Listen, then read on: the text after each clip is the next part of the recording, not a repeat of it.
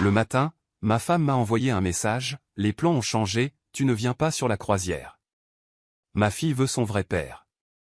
À midi, j'ai annulé les paiements, vendu la maison et quitté la ville. Quand elles sont revenues. À 6h42, mon téléphone a vibré sur la table de la cuisine. Le message de Linda disait, les plans ont changé. Tu ne viens pas sur la croisière. Émilie veut son vrai père. À midi, mon mariage était terminé. Je restais là, fixant l'écran comme s'il pouvait clignoter et s'excuser. La cafetière sifflait et crépitait derrière moi, brûlant la dernière goutte de café que je n'avais pas encore versée. La radio AM marmonnait un bulletin agricole de Cédar rapide. Dehors, l'érable près du garage se balançait dans la brise matinale, les feuilles courant sur le béton comme pressées de fuir. J'ai relu le message encore et encore. Les mêmes mots, la même ponctuation, la même froide cruauté. Linda l'avait envoyé comme on annule un rendez-vous chez le dentiste. Je n'ai pas répondu. J'ai retourné le téléphone face contre la table et l'ai vu vibrer à nouveau. Un autre message, essayant de gratter le bois pour m'atteindre. Je ne l'ai pas pris. Au lieu de cela, je me suis assis sur la chaise en bout de table. Celle que j'occupais toujours sans y penser, celle qui faisait face à la fenêtre. Celle que Linda appelait toujours, ta place. Le café a refroidi. Je ne m'en suis pas rendu compte. 14 ans plus tôt, j'avais emménagé dans cette maison de East Locust Street, à Davenport, avec un canapé, une caisse à outils et une promesse que j'avais l'intention de tenir. Émilie avait 12 ans à l'époque, une fillette maigrichonne avec un appareil dentaire et des yeux toujours à l'affût. Son vrai père, Rick Donnelly, avait été plus absent que présent. Linda me l'avait raconté la première nuit où nous étions restés assis sur les marches de derrière, des bières suintant de fraîcheur dans nos mains. C'est juste nous, avait-elle dit. On est une famille maintenant. On est une famille. Elle l'avait répété tant de fois au fil des ans. Dès que l'argent entrait en jeu, surtout quand j'avais payé l'appareil dentaire d'Émilie, Linda me serrait le bras et disait, ton argent, c'est notre argent. Quand j'avais utilisé une partie de nos économies pour acheter la Honda d'occasion d'Émilie après son entrée à l'Iowa State, Linda avait dit, c'est ce que font les parents. Quand j'avais configuré le prélèvement automatique pour la croisière, le voyage d'anniversaire sur le Mississippi dont elle parlait à demi-mot depuis des mois, Linda m'avait embrassé la joue et dit, on le mérite. Nous. Mais le message ne disait pas, nous. Il disait, ma fille, et, son vrai père. Le téléphone a vibré à nouveau. Je me suis enfin levé et suis allé à l'évier. J'ai vidé le café sans y goûter. La tasse a cogné fort contre la porcelaine, comme si elle était en colère contre moi de l'avoir gaspillée. Je l'ai quand même rincée, lentement, regardant la vapeur s'enrouler et disparaître. Quand j'ai pris le téléphone cette fois, ce n'était pas un autre message. C'était une notification de messagerie vocale. J'ai reconnu la voix de Linda avant même d'appuyer sur « Écouter ». Tendue, rapide, déjà irritée. « Marc, n'en fais pas un problème », a-t-elle dit. C'est juste qu'Émilie l'a demandé. Tu comprends, n'est-ce pas? Rappelle-moi quand tu te seras calmé. Calmé. Je me suis adossé au comptoir et j'ai fermé les yeux. J'ai vu Émilie, 12 ans, assise à cette même table avec ses devoirs de maths éparpillés, en larmes parce que Rick n'était encore pas venu. Je me suis souvenu d'avoir tiré la chaise à côté d'elle, pas celle du bout de la table, et d'avoir dit, « Allez, ma puce, on va résoudre ça ensemble. » Je me suis souvenu de la façon dont elle avait souri, de travers et soulagée, comme si elle avait retenu son souffle. J'ai réécouté le message. La voix de Linda m'a paru étudier la seconde fois, comme si elle l'avait répété dans sa tête avant d'appeler. Je n'ai pas rappelé. À 9h30, j'étais censé être en route pour Dubuque, pour une visite chez un concessionnaire. J'ai mis ma veste, pris mes clés et me suis arrêté dans le couloir où les photos de famille étaient accrochées. Il y en avait une de l'année où nous avions refinancé la maison, Linda et Émilie sur le canapé. Moi, debout un peu sur le côté, la main sur le dossier, comme si je n'étais pas sûr d'appartenir à ce cadre. Je ne l'avais jamais remarqué avant. Chez le concessionnaire, j'ai serré des mains, discuté chiffres, acquiescé au bon moment. J'ai manqué une question et j'ai dû la faire répéter. Mon téléphone a vibré dans ma poche. Je l'ai ignoré. Il a vibré encore, et encore. Sur le chemin du retour, je me suis arrêté à une station-service Casès et me suis assis dans mon pick-up, le moteur tournant. J'ai écouté le téléphone sonner jusqu'à ce qu'il s'arrête. Le silence qui a suivi m'a semblé lourd, comme une porte qui se ferme quelque part où je ne pouvais plus accéder. J'ai pensé à appeler mon ami Tom, du club des vétérans. J'ai pensé à appeler ma sœur Amoline. J'ai pensé à appeler Rick Donnelly et à lui demander ce qu'il croyait faire, en revenant dans ma vie comme un invité qui aurait enfin vu l'addition. À la place, j'ai conduit jusqu'à la maison. La maison était trop silencieuse. Linda était partie tôt pour l'aéroport, alors le lit était fait, tiré et lisse comme celui d'un hôtel. Je me suis rassis à la table, sur cette chaise en bout de table, et j'ai regardé les places vides. J'ai imaginé Linda et Emily sur le pont du bateau de croisière, le vent dans les cheveux, et Rick adossé au bastingage comme s'il avait conquis la vue. Mon téléphone a vibré une fois de plus. Cette fois, c'était un message d'Emily. « S'il te plaît, respecte notre espace. » Je l'ai fixé jusqu'à ce que les lettres deviennent floues. J'ai remis le téléphone sur la table. Je n'ai rien jeté. Je n'ai pas juré. À midi, j'ai annulé les paiements pour la croisière, le financement de la voiture d'Emily et les comptes communs à mon nom. J'ai appelé un agent immobilier que je connaissais des petits déjeuners à la mairie. « Me vendez la maison », ai-je dit. « Prix ferme, paiement au comptant. Je serai hors de la ville demain. » Il a posé quelques questions. J'ai répondu par des chiffres. J'ai raccroché, et pour la première fois de la journée, ce silence ne m'a plus semblé lourd. Il m'a simplement semblé calme. Il m'a semblé mien. Je me contentais de retourner mon téléphone et de le pousser de quelques centimètres, comme on le ferait avec quelque chose de brûlant qu'on ne veut plus toucher. La radio AM était passée au bulletin d'information. Un reportage sur le niveau des rivières, sur les bateaux, sur les départs et les retours. Je suis resté assis là plus longtemps que prévu, à écouter, à respirer, laissant la douleur se muer en quelque chose de plus lourd et stable. Quelque chose qui ne criait pas, qui n'avait pas besoin de crier. C'est à ce moment-là que ça a cessé d'être une question de croisière. C'est à ce moment-là que j'ai compris que ce n'était ni un malentendu ni une simple mauvaise journée. C'était une ligne qui était tracée, une ligne vers laquelle elle s'était lentement dirigée pendant des années, pendant que je payais les factures et souriais sur les photos. Je me levai, attrapai la chaise en bout de table et la poussai sous la table, comme pour libérer de l'espace. Puis je pris mon téléphone et désactivai les notifications. Je ne dormis pas beaucoup cette nuit-là. Pas d'un sommeil agité, mais de cette façon où vos yeux sont fermés mais votre cerveau continue de tourner en rond. Chaque fois que je commençais à sombrer dans le sommeil, cette ligne revenait, ma fille, son vrai père. Elle était là, comme un grain de poussière sous une lentille de contact, minuscule, mais impossible à ignorer. À 5h30, j'abandonnais. Je me rasai, m'habillai et préparai à nouveau du café. Cette fois, je le bus debout. La maison semblait différente à la lueur de l'aube, comme si elle attendait des instructions. Je vérifiai mon téléphone par habitude. 3 appels manqués de Linda, 2 messages vocaux. Je ne les écoutais pas. Sur le chemin du travail, la radio AM oscilla entre les stations. Un bulletin agricole, puis un débat sur les taux d'intérêt.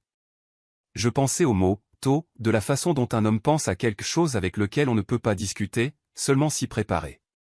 Au bureau, je tenais jusqu'à 10h avant que mes mains ne se mettent à trembler. Je dis à mon assistante que je devais sortir et je conduisis directement à la caisse de crédit de Davenport. J'étais client là-bas depuis avant Linda, avant Emily, avant tout cela. Le même parking, la même porte grinçante. La femme au comptoir, Suzanne, d'après son badge, sourit comme elle le faisait toujours. « Bonjour, Marc. Comment puis-je vous aider ? » « J'ai besoin de voir mes comptes, dis-je. » Ma voix était plus ferme que je ne me sentais. Elle fit tout apparaître sans faire d'histoire. Compte courant, épargne, les prélèvements automatiques. Je regardais l'écran défiler. Hypothèque, facture, assurance. Et là, le paiement de la croisière, parfaitement programmé. Tout à mon nom. Suzanne me regarda. « Tout va bien ? » Je hochai la tête. Je vérifie seulement. Je retournai à mon pick-up et m'assis là avec les relevés sur mes genoux. Le papier sentait légèrement l'encre et le café. Je fixai les chiffres jusqu'à ce qu'ils commencent à sembler moins une accusation et plus une information. Froide, utile. Ce soir-là, au lieu de rentrer directement à la maison, je me rendis au club des vétérans de West 3rd Street. Le parking était à moitié plein. À l'intérieur, les lumières étaient basses et l'air sentait l'eau non frit et les vieilles histoires. Je commandai une bière et m'assis au bout du bar. Walt Prendergast glissa sur le tabouret à côté du mien sans demander la permission. 80 ans s'il en avait un, une casquette de la marine douce comme du feutre. Il me regarda du coin de l'œil. « Tu as l'air d'en avoir bavé, dit-il. »« Je me sens pire, répondis-je. Je ne lui racontais pas tout, juste l'essentiel. Le message, la croisière, la façon dont c'était tombé. Walt but une gorgée et secoua la tête une fois. « Les gens ne changent pas, dit-il. Ils deviennent seulement plus honnêtes quand ils pensent avoir gagné. » Je regardai ma bière. Je ne veux pas tout faire exploser. Il posa son verre sur la table. Alors ne construis rien de nouveau. Construis quelque part où elles n'auront pas la clé. Cela me resta en tête. À la maison, j'ouvris le classeur métallique dans la chambre d'amis. Un de ceux qui grincent quand on tire le tiroir trop vite. À l'intérieur, il y avait des années de reçus et de dossiers que j'avais gardés parce que mon père m'avait appris à le faire. Je trouvai d'abord les papiers de l'appareil dentaire. Le nom d'Émilie, ma signature. Je trouvai la facture du garagiste quand la Honda avait eu besoin d'une transmission. Les chèques pour le fonds universitaire, des petites sommes, régulières, au fil des années. Je me souvins avoir sauté des déjeuners pour faire ces dépôts.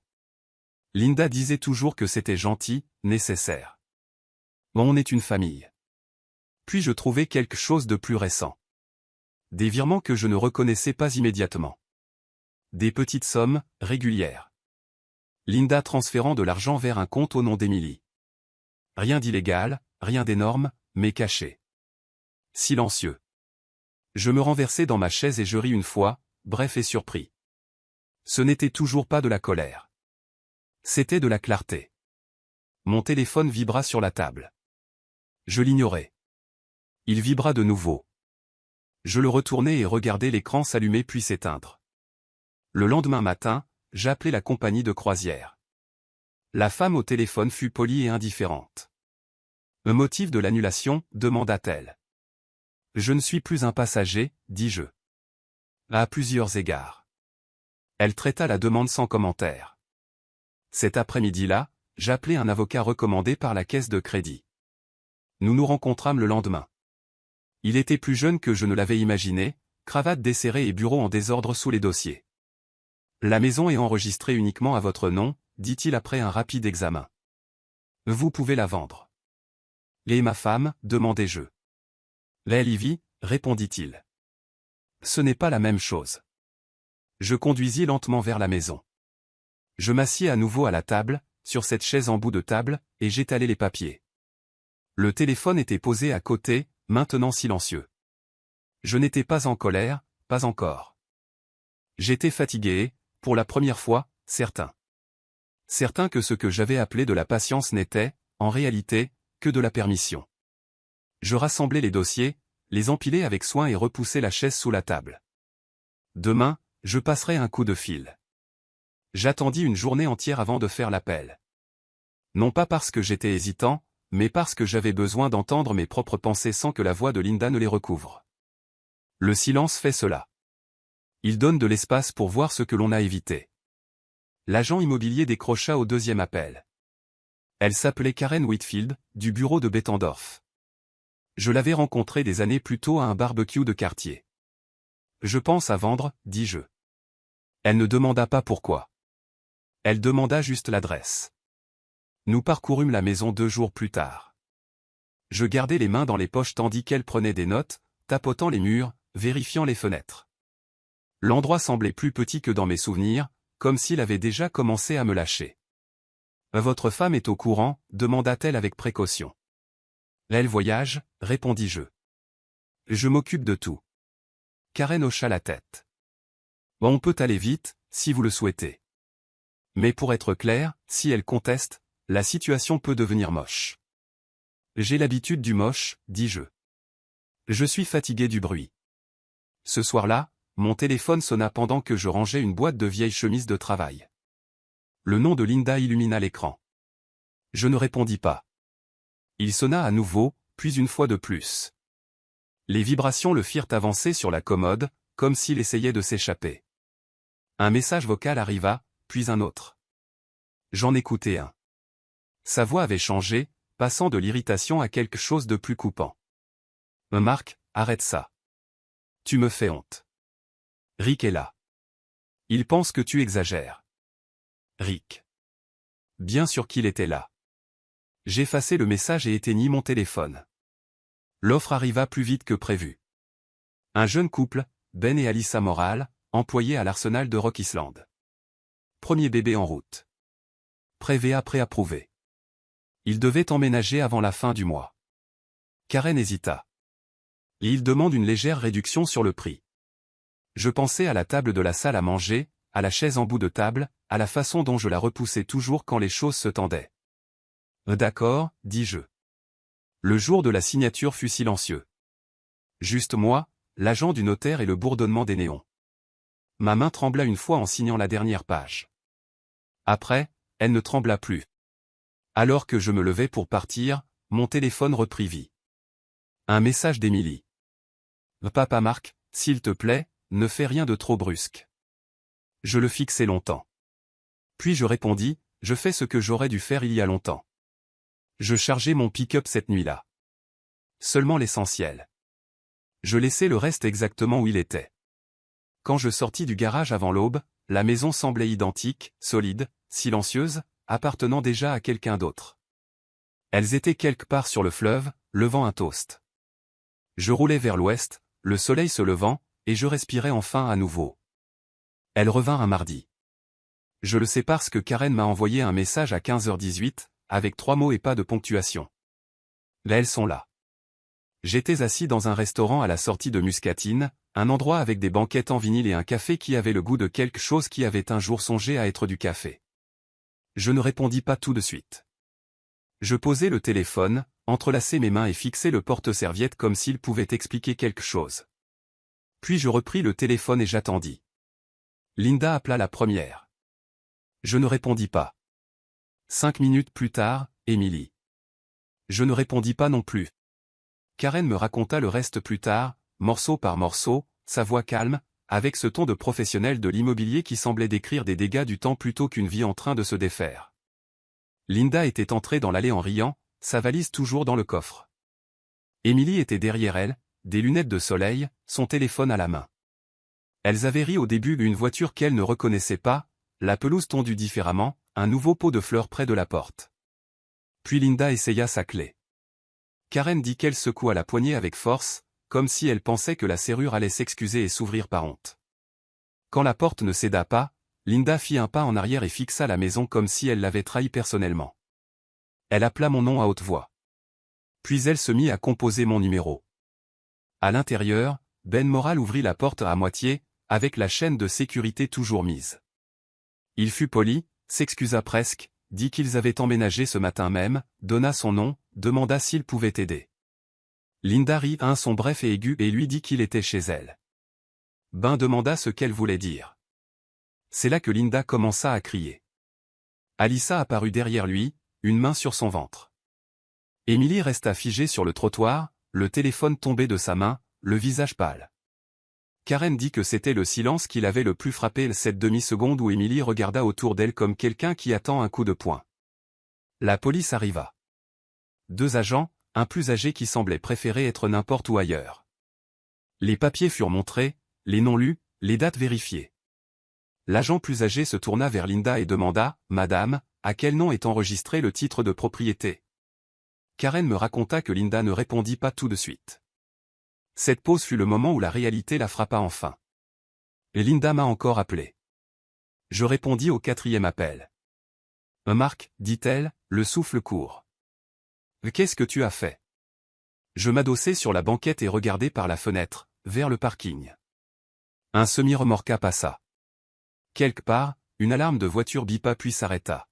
« J'ai vendu la maison, dis-je. »« Tu ne peux pas faire ça, répliqua-t-elle, la voix tranchante. »« C'est notre maison. »« C'était ma maison, répondis-je. »« Tu y vivais seulement. » Elle se mit alors à parler vite. « Menace, tribunal. »« Comment oses-tu » Rick, lui, n'aurait jamais fait ça. Rick. Émilie prit le téléphone après cela. Elle ne cria pas.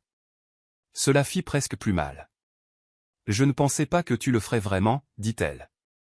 Sa voix se brisa sur le mot « vraiment ». Je ne pensais pas que tu pensais vraiment ce que tu disais, répondis-je. Je gardai ma voix ferme. Cela exigea un effort, mais c'est là où nous en étions. Il y eut une longue pause. Je pouvais entendre Linda en arrière-plan, prononçant mon nom comme une insulte. Je t'ai élevé, dis-je enfin. Je ne louais pas une place dans ta vie. Émilie ne répondit pas. L'appel s'arrêta. Je terminai mon café. Il avait un goût amer désormais. Cette nuit-là, je m'assis seul dans la petite location que j'avais trouvée, un endroit près du fleuve. Rien de sophistiqué. Je dépliai la carte que Ben et Alyssa avaient glissée dans ma boîte aux lettres. Un remerciement, une photo de leur échographie à l'intérieur. Je m'assis à la petite table et imaginai l'ancienne salle à manger, la chaise en bout de table, l'endroit où je m'asseyais et essayais de tout maintenir ensemble. Pour la première fois, la chaise était vide, et cela ne semblait pas être une perte.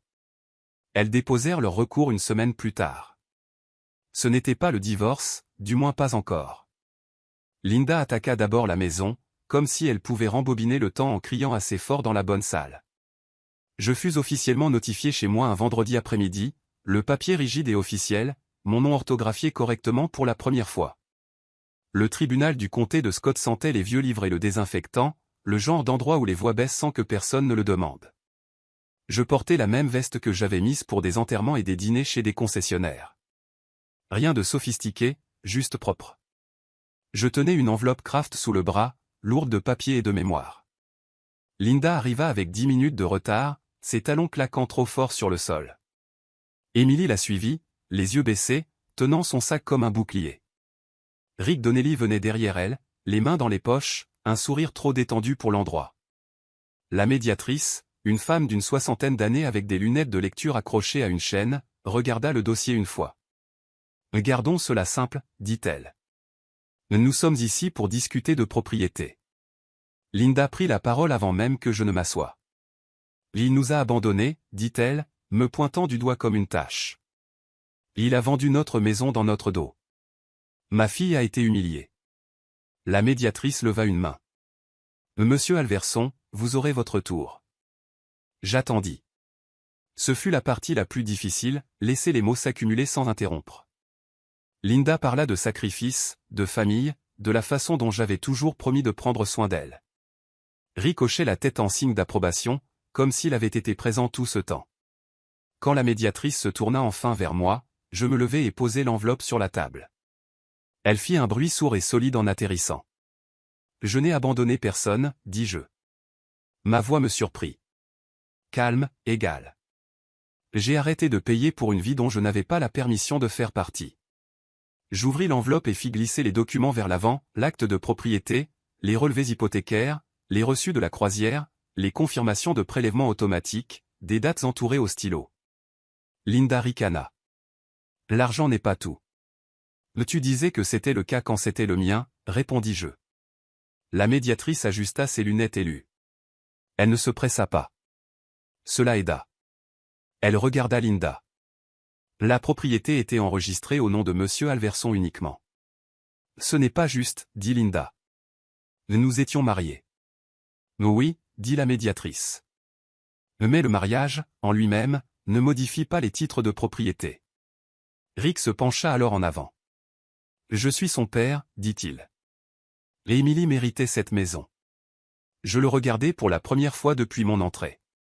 Le même sourire qu'il avait au barbecue des années auparavant, quand il avait emprunté de l'argent et promis de le rendre. Vraiment, demandai-je. Tu veux dire, comme elle méritait la pension alimentaire? La salle devint silencieuse. Le sourire de Rick vacilla. Ce n'est pas. J'ai les reçus de ça aussi, dis-je, tapant sur l'enveloppe. Le paiement de retard d'assurance, mensualité manquée, réparation d'urgence, des choses que tu as manquées. Émilie leva finalement les yeux. Ils étaient humides, mais il y avait aussi autre chose. Une prise de conscience. La médiatrice se racla la gorge.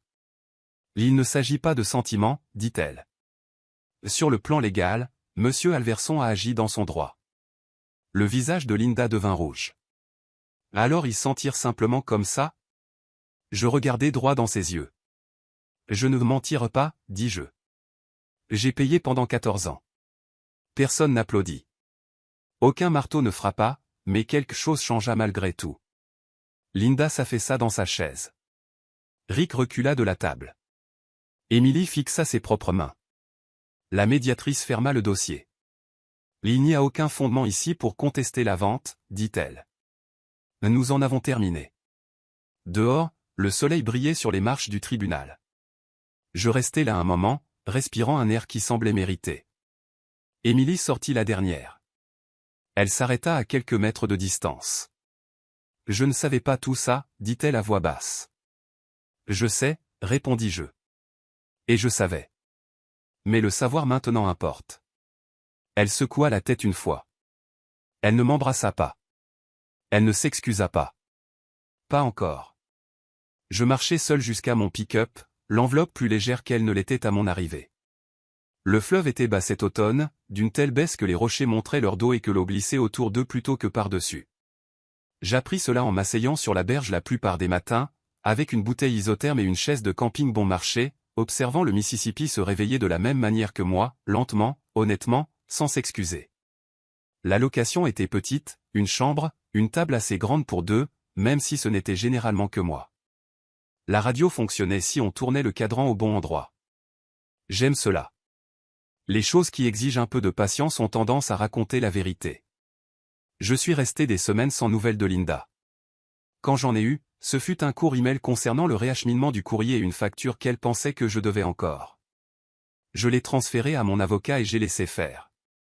Pas de réponse, pas d'explication. Le silence était devenu un outil que je savais utiliser sans me blesser. Emily m'a envoyé un message en octobre. Une seule ligne. On peut se parler un jour? Je l'ai fixé plus longtemps que prévu. J'ai repensé à cette nuit où elle s'était assise à la table de la cuisine avec ses devoirs éparpillés, à la façon dont elle avait posé sa tête sur mon épaule quand les chiffres n'avaient plus de sens. On peut se parler, ai-je répondu. Quand tu seras prête à écouter, toi aussi. Nous nous sommes retrouvés dans un café à mi-chemin entre chez elle et chez moi. Territoire neutre. Elle semblait plus âgée que dans mes souvenirs. Fatiguée, peut-être, ou simplement réveillée. Je ne savais pas pour l'argent, a-t-elle dit après un moment. Pour toutes les factures que tu as payées. Maman ne me l'a jamais dit. Je ne tenais pas un tableau de chasse, ai-je dit. Je tenais des promesses. Elle a secoué la tête, les yeux baissés.